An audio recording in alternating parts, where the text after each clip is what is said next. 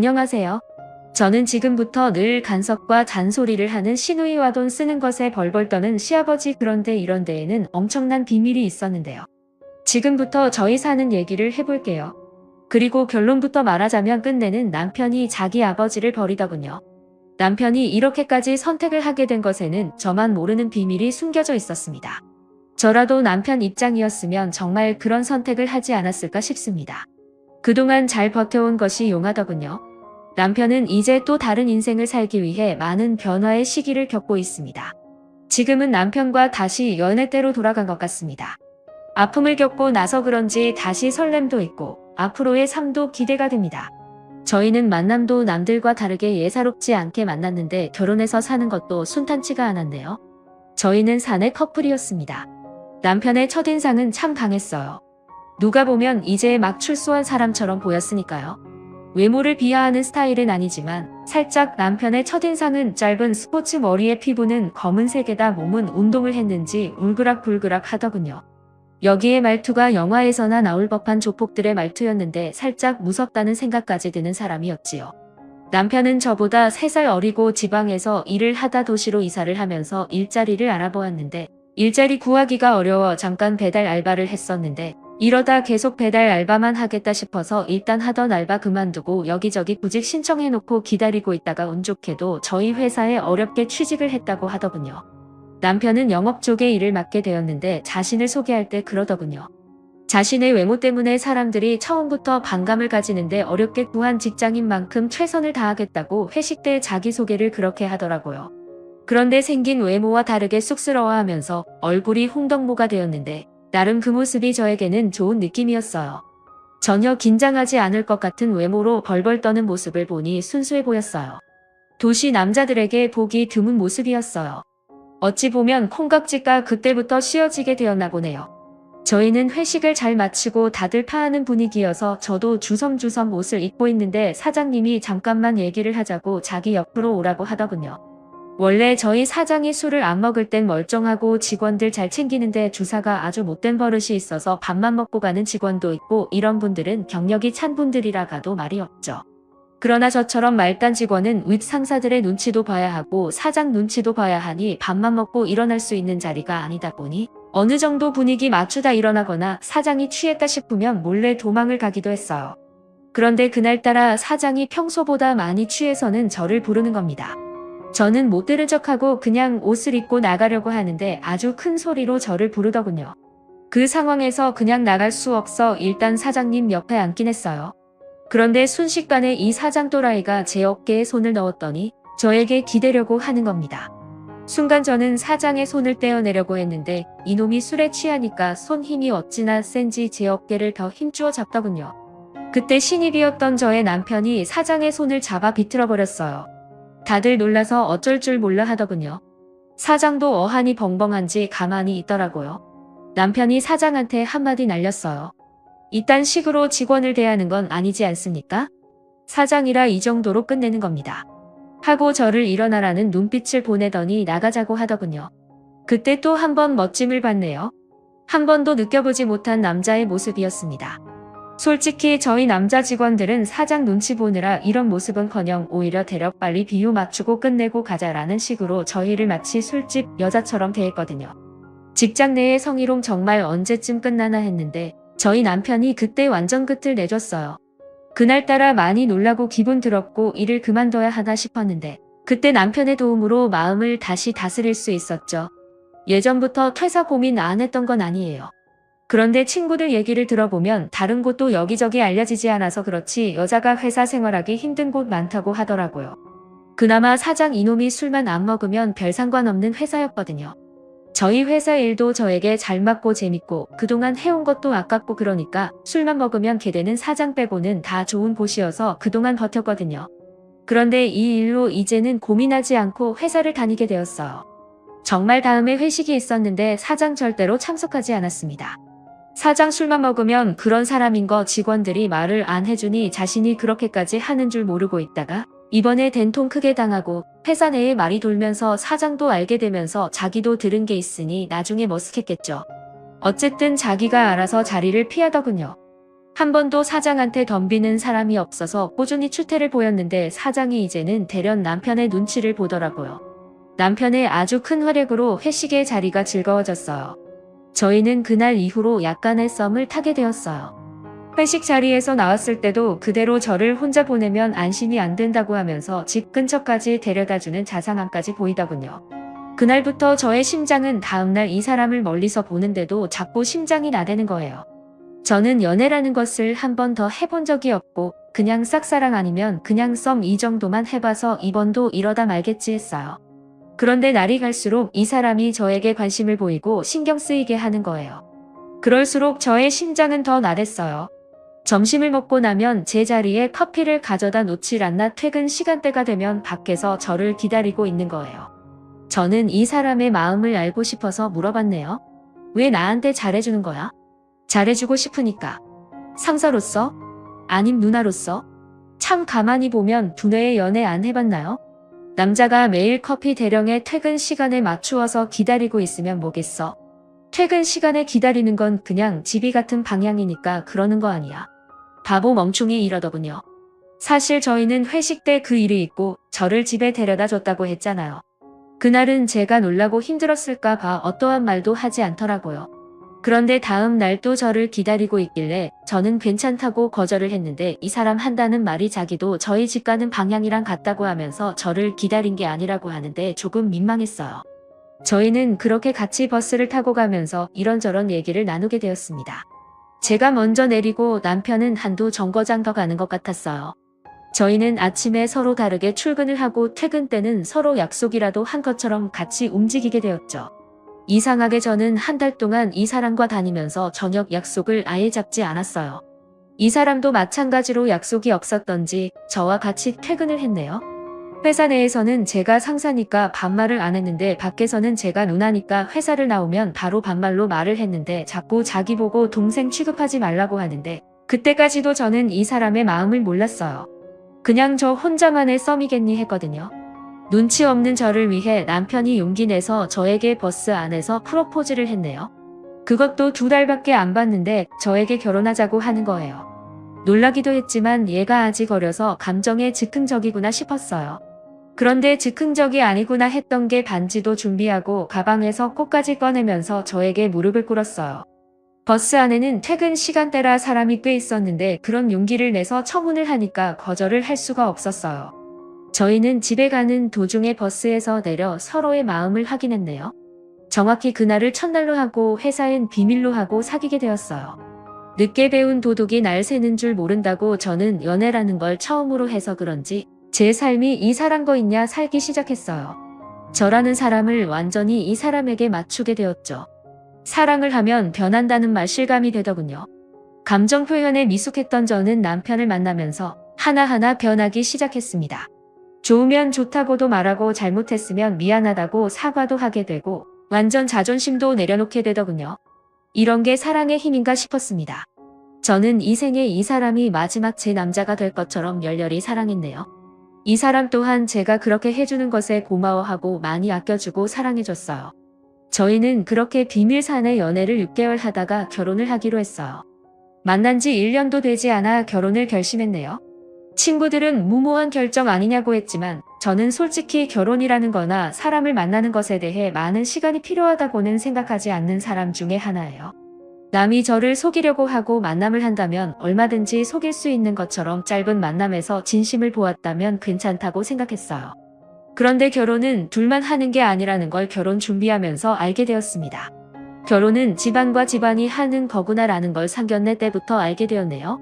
그렇다고 결혼을 깰 정도는 아니었지만 결혼 생활이 순탄하진 않겠구나라는 생각은 들었어요. 그래도 이 사람 무조건 제 편이라 그냥 남편 믿고 결혼을 결심했던 것 같네요. 저는 지금까지 너무나 편하게 살아왔구나라는 생각을 자꾸 하게 만드는 것은 저희 시부모님 때문입니다. 결혼해서 살면서 제 인생에서 이렇게 힘들어 본 적은 없었던 것 같네요. 이제부터는 저희 시부모님과 시내 얘기를 해볼까 합니다. 사람이 자라온 환경이 다르면 다를수록 둘만의 문제가 아니구나 싶다는 걸 연인 때는 몰랐는데 결혼하고 나서 더 절실히 느꼈습니다. 특히 서로 부딪히는 일이 많은 것 같습니다. 양가 부모 쪽에 선물을 하나 하더라도 사소한 일로 싸우게 되더군요. 시부모님이 선물을 받고 트집을 잡으니까 그냥 넘어가는 게 없었어요. 특히 생일 선물은 서로의 감정을 더 자극하게 만들더라고요. 참고로 저희 친정은 잘 사는 편입니다. 그렇다고 시댁이 못 살진 않습니다. 시댁도 저희 집 못지않게 잘 삽니다. 그런데 너무 답답한 게 돈이 있어도 쓰지를 않으려고 해요. 그런데 아꼈다 어이없게도 가족한테 당하는 일이 생기긴 하더군요. 결혼하고 처음 시어머니 생신이 있었어요. 저는 나름 생각하고 고민 끝에 값이 좀 많이 나가는 가방을 선물해 드렸어요. 소위 말하는 명품이랄까요? 그런데 시아버지 질투를 하셨는지 어머님의 가방을 보더니 돈 자랑했다고 저를 앞에 두고 말을 하는 겁니다. 정말 민망했어요. 왜 저렇게까지 저러시나 했어요. 그런데 그러고 보니 제가 눈치가 없긴 없었네요. 한동안 잊고 있었는데 그러고 보니 생일날 난리가 나고 나서 예전 일이 생각이 났어요. 10,000원 쓸 때도 벌벌 떠신다고 해야 하나.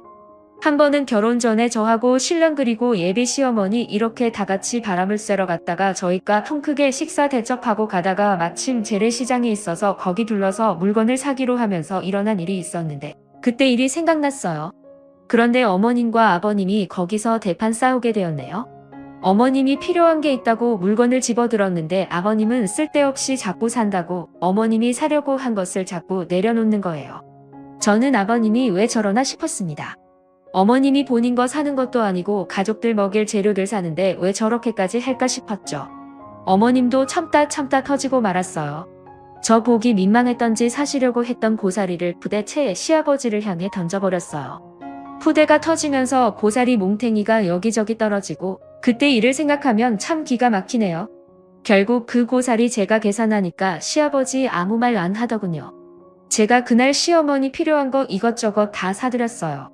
시아버지 입에 귀에 걸리더군요. 아니 시아버지 돈이 없는 것도 아닌데 왜 쓰질 못하는지 답답하셨어요. 그리고 더 기가 막힌 것은 간 김에 회도 먹고 가자고 해서 회를 먹기 위해 생선을 고르고 있는데 이건 얼마냐 저건 얼마냐 결국 비싸다고 흔적만 30분 넘게 하시더니 어이없게도 그냥 가자고 해서 그냥 왔습니다. 정말 입이 다물어지지가 않았어요. 너무 창피하고 사장님께 죄송하더라고요. 그 이후로는 절대로 결혼 전에 어디 모셔가지 않았습니다. 그때 제대로 된 거죠. 그리고 상견례 때도 생각이 나서 이것도 말해야겠네요. 저희 아버지는 예전에 땅으로 돈 좀 버셨어요. 여기저기 투자한 것이 대박이 나시면서 건물도 몇 개 가지고 있습니다. 그런데 이런 것까지는 남편한테 말하지 않았어요. 괜히 자랑 같기도 하고 남편 기 죽이기 싫어서 말하지 않았습니다. 저희 친정과 시댁 비교하자면 시댁이 훨씬 저희 집보다 기울거든요. 상견례 자리에서 저희 아버지는 신이 나셔서 제가 결혼할 때 차도 사주시고 집도 해주신다고 하는 거예요. 시아버지 그 말 듣고 완전 기둥뿌리 뽑아서 시집 보낼 생각이냐고 하더군요. 그러자 저희 아버지 그냥 제가 좋아서 그런 겁니다 하더군요. 원래 딸들이 시집 갈 때 친정 기둥뿌리 흔들리게 하고 시집 간다고 들었는데 저희 집은 반대셨어요. 그런데 저한테 그 정도 해준다고 친정이 크게 어려워지는 정도는 아닌데 시아버지 저희 친정의 재산의 정도를 모르시니까 그런 말을 하더군요. 그리고 저희 친정 아버지가 집까지 해준다고 하니까 자존심이 상하셨나 봐요. 시아버지가 고지식 하셔서 결혼할 때 집은 남자가 해야 한다는 식이더군요. 그러면서 웃긴 것은 해주시는 게 아니고 대출을 끼고 하라는 겁니다. 그럼 그게 남편이 해오는 것이 아니고 그냥 같이 장만하는 거잖아요. 그래도 시아버지는 이런 것도 아들이 벌어서 갚는 거니까 해가는 거라는 식의 말이었어요. 솔직히 결혼해서 대출이 있는데 부부가 내 집 하면서 누가 따로 계산하면서 살겠어요. 빨리 갚고 편하게 살려고 같이 벌어서 갚게 되지. 저는 집이라도 해주시면서 그런 말 하는 줄 알고 아빠가 집은 안 해줘도 되겠다 싶었는데 시아버지 말도 안 되는 소리를 하더라고요. 저도 사실 저희 친정 아버지한테 집, 차 이런 거 바라지 않는데 아버지가 좋아서 하신다고 하니까 말리진 않았는데 시아버지 말 들으니까 어이가 없었어요. 그런데 저희 아버지는 워낙 손도 크고 시원시원하신 분이라 예비 시아버지의 그딴 말 같은 거 신경 쓰지 않고 아버지는 집을 꼭 남자가 하라는 법 있냐 하시면서 화끈하게 사주시겠다고 했습니다. 저는 시아버지 그래도 끝까지 고집 부릴 줄 알았는데 저희 아버지 말 확실하게 대답 듣고서는 시아버지 못 이기는 척 받아들이더군요. 이 심보를 뭐라고 표현해야 할까요? 그런데 이런 데에는 다 이유가 있었다는 거를 나중에서야 알게 되었습니다. 그때 시어머니도 했던 말이 생각나네요. 자기 아들 그런 것 때문에 기죽는 거 아니냐고 하시는데 시아버지 시어머니 귀에다 대고 소곤대는데 예의가 아닌 것 같았어요. 괜히 저희 부모님께 죄송하더라고요. 시어머니 시아버지 귀속말이 끝나자 그냥 입으로 저희 아버지한테 사돈 이제 그만하세요. 애들 살면서 집도 장만하고 어려움도 알아야 돈 귀한 줄도 압니다. 저희 시어머니 갑자기 그런 말을 하더라고요. 아무래도 시아버지한테 코치를 받고 말씀하시는 것 같았어요. 그런데 아버지의 한마디에 시어머니 말문을 닫더군요. 시어머니야, 안 사돈 저는 애들한테 돈 쓰려고 이렇게 열심히 살고 돈 모았습니다. 저는 제가 애들한테 돈 쓰는 거 하나도 안 아깝습니다. 내가 돈이 쓰고 넘치도록 있는데 왜 고생을 시킵니까? 꼭 그렇게 자린고비식으로 교육 안 해도 부모 하는 거 보고 자란 자식들은 그렇게 안 해도 돈 허투루 안 씁니다. 돈 귀한 줄 안다고요. 저는 내 자식들 행복해 하는 거 보는 게 낙입니다. 사돈도 아들 사랑한 만큼 주세요. 아꼈다 다 똥됩니다. 애들이 필요할 때 주는 게 돈을 제대로 쓰는 겁니다. 그리고 이런 건 다 내리사랑이라는 생각이 듭니다. 내가 내 딸한테 주고 훗날 내 딸이 또 자기 애한테 주고 주는 것이 얼마나 행복한지를 배우면 인간 말종 안 돼요. 아버지가 돈 있으면 주라는 말보다 돈이 쓰고 넘친다는 말에 꽂혀서는 시어머니. 아이고 사돈은 어떻게 돈을 그렇게 벌었답니까? 그렇게 많으시니까 퍼주고도 남으니까 주는 거죠. 저는 먹고 죽으려고 해도 없습니다. 말을 하니까 또 시아버지, 저희 아버지한테 지기 싫어서 자기는 돈이 있지만 애들이 고생이 뭔지 느끼게 하고 싶어서 안 주는 것뿐이라고 하더군요. 저희 아버지가 그 말을 놓치지 않고 말을 했어요. 사돈 그렇게 돈이 있으면 애들 필요할 때 주세요. 했더니 시어머니는 갑자기 화장실을 가고 싶다고 하면서 주섬주섬 옷을 챙겨 입으시더니 나가버리셨어요. 시아버지는 돈 얘기만 나오면 입에 본드를 붙여 놓으셨는지 아예 말을 하지 않으셨어요. 그때 저희 아버지는 상견례 자리에서 몇 마디 나눠보고 저희 시댁분들을 파악하고 돈에 관해서는 그 이후로 말을 섞지 않으셨어요. 저희 시아버지가 그러셨거든요. 부모를 잘 만나요. 그것도 베풀면서 하는 거지. 했어요. 자라온 환경이 달랐다는 거죠. 저희 시아버지는 어릴 적 너무 없이 자라서 굶는 날이 엄청 많았다고 하더라고요. 그래서인지 키가 너무 작으세요. 160도 안 됩니다. 자라온 환경을 듣고 나니 이해는 되지만 안 써도 너무 안 쓰니까 이제는 이해보단 답답했어요. 그날 상견례 자리에 나오신 부모님들 의상만 봐도 알 수 있었어요. 신우 한 명 있는데 딸이라는 게 자기 엄마 옷 좀 사드리고 아버지 신발도 좀 사드리지 자기만 삐까뻔쩍하게 하고 나왔더라고요. 옷을 잘 안 사 입는 사람은 뭐가 좋은지도 모르겠거니와 비싸면 손이 안 가잖아요. 분명 예비 남편이 일주일 전에 옷 사 입고 나오시라고 돈을 드렸다고 했어요. 그런데 제가 봤을 때는 아무래도 그 돈을 시누이한테 드린 것 같았어요. 나중에 다시 확인해 보니 아니나 다를까 정말 그 돈을 시누이한테 부모님 모시고 백화점 가서 옷 사드리라고 돈을 드렸다는 거예요. 그 돈을 세상에 지 몸에 처바르고 나왔더라고요. 시어머니한테는 시누이 이것이 시어머니 시집 올 때나 입었던 옷이나 되려나. 알록달록 무슨 색종이도 아니고 아주 파란색 원피스에 두꺼운 허리 벨트를 하고 스카프는 어찌나 촌스러운지 무슨 보자기를 목에 메고 있는 것 같았어요. 충격이었어요. 시아버지 역시 체키무늬의 양복에 신발은 뒷굽이 다 닳아서 아주 안쓰럽더군요. 솔직히 처음 만나 시장 갈 때도 그때도 놀랐거든요. 그래서 남편한테 예비 시부모님 옷이 말도 못하게 입으셨길래 이 사람 기분 상하지 않게 부모님 옷 좀 사드리고 싶은데 사드려도 되냐고 하니까 안 그래도 자기가 돈을 주면 꼭 옷은 안 사 입고 다른 데 쓰신다고 하는 거예요. 그래서 이번에 상견례 때는 입고 나올 옷은 그냥 직접 사드리라고 어른들은 자기한테 쓰는 건 잘 못 사니까 직접 사드리라고 했더니 그래야겠다고 했거든요. 그런데 이 사람이 결혼 전 계속 바쁘다 보니 결혼한 자기 누나한테 부탁을 한 모양이더라고요. 진짜 화가 나는 게 신우의 자기 식구들은 깔끔하게 신외부는 어디 선보러 나가는 것처럼 하고 나오고 신우의 역시 자기가 상견례 하는 줄 아나 봐요. 하얀 드레스 같은 옷을 입고 나왔더라고요. 아직 식도 못 올리고 결혼해서 산다고 들었는데 이런 자리가 새로웠던지 둘 다 기분 내고 왔더라고요. 5살 아이 하나 있는데 그 애도 머리에서 발끝까지 다 값비싼 브랜드로 입혔더군요. 저는 아직 애는 낳지 않았지만 어떻게 지 식구 챙기면서 부모님 생각 들지 않았을까요? 신우애 하는 거 보니까 만만치 않겠다 싶었어요. 저는 신우애 하는 꼬락서니 보고 생각에 잠겨있는 동안 시아버지랑 저희 아버지랑 얘기가 길어지는 거예요. 얘기즉슨 저희 시아버지 저희 아버지보다 5살 많으신데 엄청 고지식하고 꽉 막힌 분인데 거기에다 자기 자식들한테 바라기는 엄청 바라시는 분이세요. 그날 아버지는 시아버지를 파악하고 이상한 노인네 바라보듯이 하면서 한 소리 했어요. 돈도 머리를 쓰고 몸을 써야 재산이 늘어나는 겁니다. 집안의 금은 뭐 하고 있으면 뭐 합니까? 가져다 팔아서 이익을 남기고 또 다른 걸 사서 또 팔아서 이익을 남기고 해야 하는 거지. 내 거다 하고 내 주머니에 두고 만지작거린다고 그게 불안하나요? 사돈, 자식들도 다 합니다. 저는 저희 아버지가 현명하셔서 저에게 아주 큰 돈은 아니었지만 제가 비비고 올라설 수 있는 작은 마흔 원덕을 만들어 주셨습니다. 저도 처음부터 부자도 아니었고 그렇다고 많은 재산을 상속받은 것도 아니었어요. 아버지가 나중에 저에게 물려주신 것은 제가 벌어서 저희 부모님이 하시고 계신 거에 투자를 해서 이득을 본 겁니다. 그리고 저희 아버지부터 부모의 사랑이 뭔지를 제대로 아신 거죠. 이렇게 말하니까 사랑은 돈이라고 생각하실 수도 있지만 제 말은 그 사랑 돈이든 뭐든 줄 수 있을 때 주시라는 겁니다. 주는 것이 얼마나 기쁘고 행복한지 사돈도 한번 이번에 느껴보세요. 애들 결혼할 때 큰 거 하나 주세요.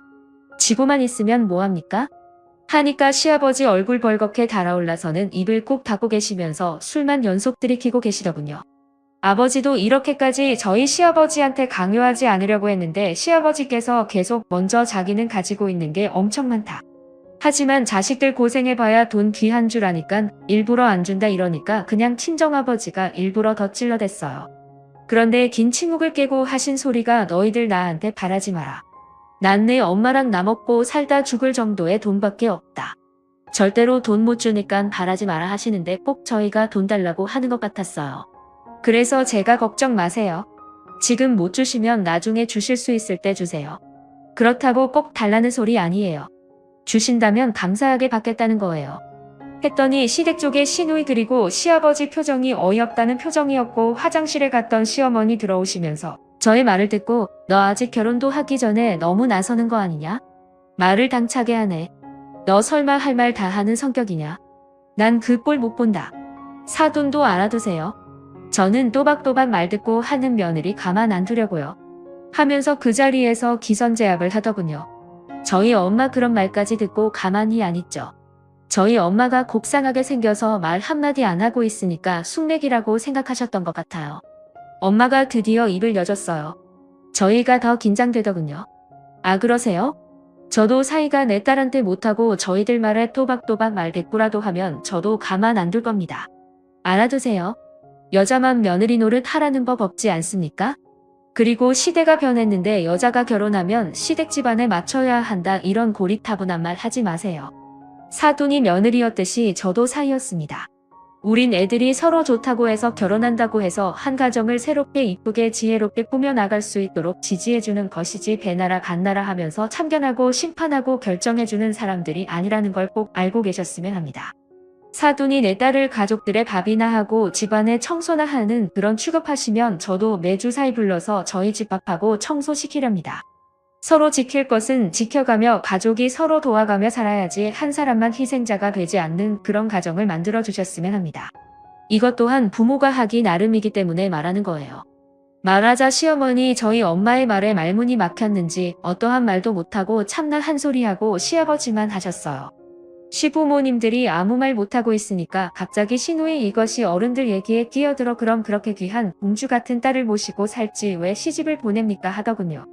이럴 줄 알고 준비했는지 저희 엄마 시누이를 향해 바로 치고 들어가더군요. 여자가 꼭 가정일을 다 도맡아서 하라는 법이 있나요?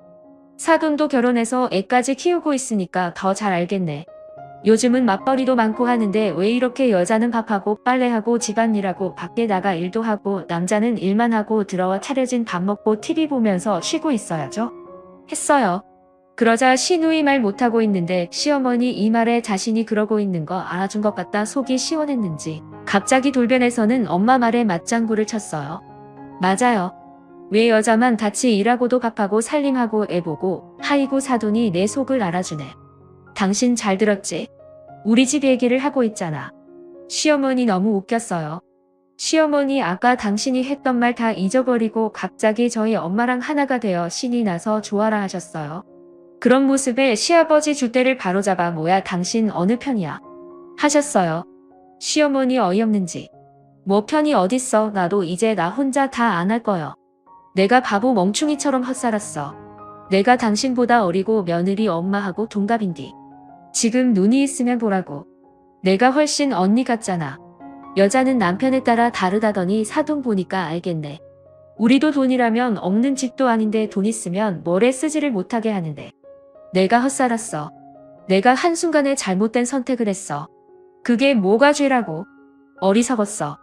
이제 나도 아무것도 안 할 거니까 밥도 당신이 차려 먹고 청소도 당신이 하셔. 하자 시아버지. 이놈의 옆엔 내가 지금 여기가 어디라고. 미쳤어? 이제 늙으니까 되는 게 없냐? 그래 없다. 너 같은 인간 만나서 내가 지금 이 모습이며 이모비유 이게 뭐야. 사동 양반하는 거 발가락 때만큼이라도 따라가봐. 행여나 바느라 어떻게 될까봐 아끼는 거. 너는 나 밥 먹는데 반찬 하나라도 얹어줘봤냐? 해준 밥도 트집 잡기 바쁘지. 라고 하자 갑자기 시아버지 식탁을 탁 하고 내리쳤어요. 저희는 두 분이 싸우시고 있어서 그냥 다들 아무 말 안 하고 지켜보고 있었는데 시아버지 민망했던 모양이에요. 저희 친정아버지와 비교질을 당하니까 화가 엄청 나셨어요. 그래서 그때 상견례 자리가 싸움하는 자리가 되는 바람에 혼수 이런 거 말도 꺼내지 못하고 그냥 돌아왔네요. 신우 이것도 돈 얘기 나올 때 시아버지 저희 남편한테 한 푼도 못 준다고 할 땐 아무 소리 안 하고 미소만 짓고 있더니 집안일 다 같이 하라는 저희 친정엄마 말에 발끈했던 그 모습이 아직도 선하네요. 어쨌든 상견례 자리에서 그 난리가 나고 나선 그 이후에 서로 만나는 일을 최대한 피했습니다. 만나기만 하면 저희 시부모님들께서 싸우셨어요. 그렇게 저희는 어렵게 우여곡절 끝에 결혼을 했습니다. 다행히 엄마나 아버지가 결혼해서 어떻게 살아야 한다는 말을 언급해서 그런지 시어머니 저를 일방적으로 시키지 않고 아들을 더 시키고 시간이 가면서 아버님도 자연스럽게 한 가지씩 생활 습관이 바뀌기 시작했어요. 그래서 저희 시댁은 저희 부모님 때문에 어느 순간 여자 남자 며느리 딸 이런 거 사라지게 되었는데 신우 이것이 바뀌지 않고 자꾸 잔소리를 해댔어요. 걸빗하며 시댁에 와서는 일 같지 않은 일로 트집을 잡았죠. 쉬는 날이면 자꾸 저를 시댁에 불러서 일을 시켜서 일을 잘했네 못했네 평가하고 비교하고 자기 친구들 옳게도 부잣집 여자인데 못하는 게 없다고 하면서 요즘은 되려 잘 사는 여자애들이 잘하는 게 더 많다고 하는 겁니다.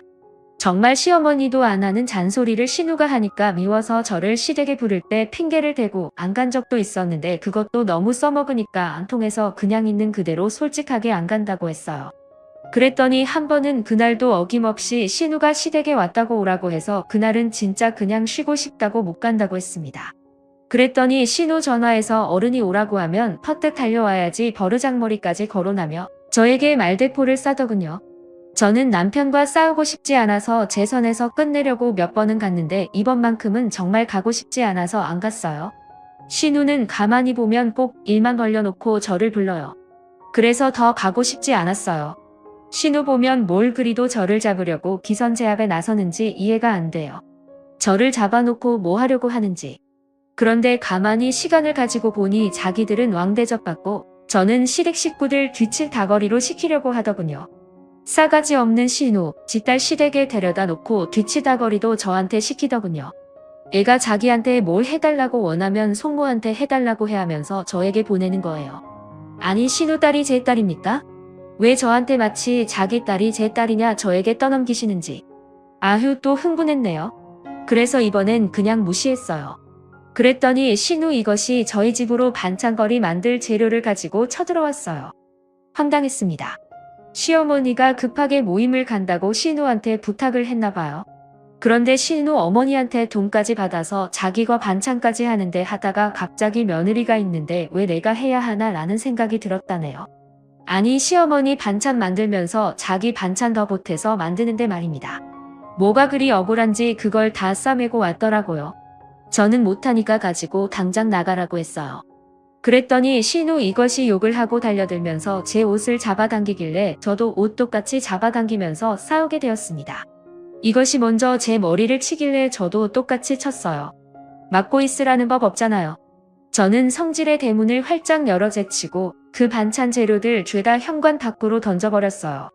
밖에는 시금치며 콩이며 멸치 아주 난리가 아니었어요. 그렇게 하고 나서 한 소리 했죠. 나한테 한 번만 더 이딴 식으로 걸고 넘어지면 가만히 두지 않겠다고 하니까 주선주선지 가방 챙겨 들고 나가더군요. 저는 신우 2년 나가자마자 문 걸어 잠갔어요.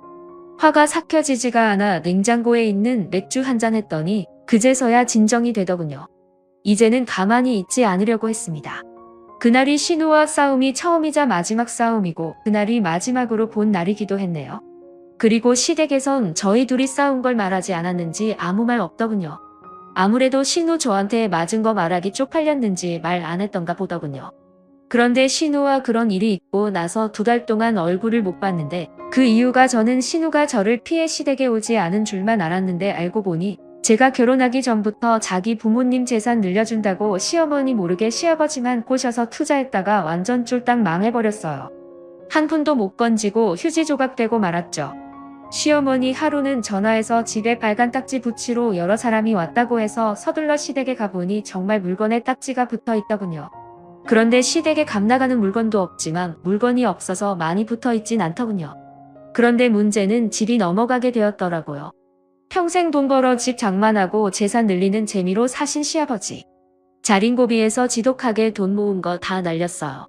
저는 사정이 어떻게 된 것인지 신우 전화해봤더니 전화는 없는 전화로 나오더라고요. 저는 서둘러 신우 집을 가봤는데 세상에 다른 사람이 살고 있었어요. 벌써 이사 가고 튀었더라고요. 그런데 아버님 그 난리가 났을 땐 가만히 계시더니 신우가 사라졌다는 말에 아버님 죽는다고 농약까지 먹으려고 한 거 다행히 어머님이 보셔서 천만다행 별일 없었습니다. 그 돈을 다 날려버렸으니 죽고 싶었겠죠. 저희는 그렇게만 생각했어요. 그래서 시어머니는 저희 아버지가 사정을 들으시고 도움을 드려 자그마한 집을 구해드렸어요. 그런데 시아버지는 얄미운 신우애를 찾겠다고 집을 나가셨어요. 시어머니는 시아버지 성격을 알기 때문에 내버려 두시더군요. 오히려 집에 가만히 있으면 폐인된다고 나가시게 두라고 해서 저희도 신경 쓰지 않고 살았는데 더 나중에 어머님한테서 더 기가 막힌 얘기를 들었어요. 시어머니 상견례 자리에서 말하려다 많은 말이 뭔지 내내 궁금했는데 나중에 알고 너무 마음이 아팠어요. 사실 남편과 신우는 남남이라는 거예요. 아버님은 신우를 데리고 그리고 어머님은 제 남편을 데리고 재혼을 하신 거래요. 어머님은 남편이 뱃속에 있을 때 사고로 남편의 친아버지가 사고로 돌아가셨다고 해요. 애 낳고 혼자서 살다가 남편이 3살이 되었을 때 재혼을 했다고 합니다.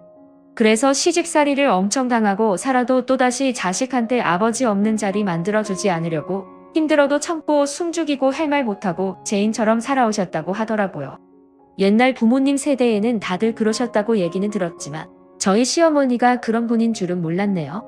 어렵게 비밀을 말해주더라고요. 사실 남편도 신우도 몰랐던 일인데 저희 결혼식 2달 남겨두고 갑자기 시아버지가 자식들한테 고백을 하자고 해서 알려줬다고 합니다. 그 말을 들으면서도 이상하다 생각했는데 더 기가 막힌 일이 생겼어요. 너무 어처구니 없는데 그렇게 나간 시아버지가 세상에 사람을 사서 딸하고 작정하고 일을 꾸민 거였어요. 친자식인 자기 딸한테만 재산을 주려고 일을 꾸몄더라고요. 다 빼돌려놓고 사기를 치려고 했다군요. 농약 사건도 다 쇼였던 거죠. 그런데 여기서 더 기가 막힌 것은 그 딸이 모든 것을 다 챙기고 진짜로 아버지를 버려두고 도망을 가버린 겁니다. 드라마에서나 나올 법한 얘기 아닌가요? 한순간에 낙동강 오리가 된 시아버지 이 사실이 알려질까봐 집을 나간 것더라고요. 사실이 밝혀지는 건 시간 문제였으니까요. 남편이 아무리 봐도 사건 터지고 일 돌아가는 게 미심쩍어서 저희 아버지 도움받아 여기저기 알아보았는데 이런 엄청난 일을 벌였더라고요. 남편은 얼마나 화났으면 몇십 년을 아버지로 알고 지냈는데 이런 사기를 친 것을 알고 한순간에 모든 것을 내려놓더라고요. 그래서 남편은 나쁜 아버지를 버리고 인간 같지도 않은 가짜 누나도 버렸습니다. 지금은 오히려 되려 더 행복한 것 같아요. 저희 아버지께서 저희 남편을 말없이 꼭 안아주시면서 등을 쓸어 내려주시더군요. 저희는 이제부터 새롭게 다시 가족이 되어서 다시 시작하고 있습니다.